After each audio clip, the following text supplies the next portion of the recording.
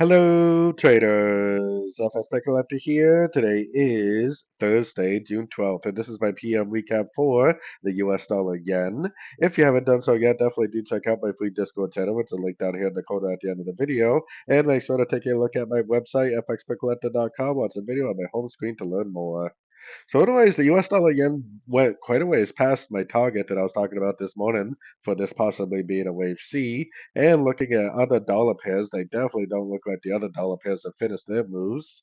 So more than likely what happened here on the 4 hour is this is an A, this is a B, and it just ended up being a lower high wave C, which sometimes you do get those lower high wave Cs in a downtrend. And we don't have a breakup at a fib level, so there's really never any reason to go long. I definitely would continue to look for shorts. I think at this point it will go down and make new lows on the 4 hour time frame.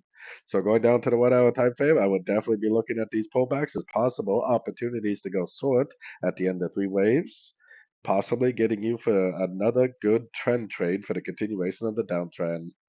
So anyways, don't forget to like and subscribe. And as always, thank you for watching and happy trading.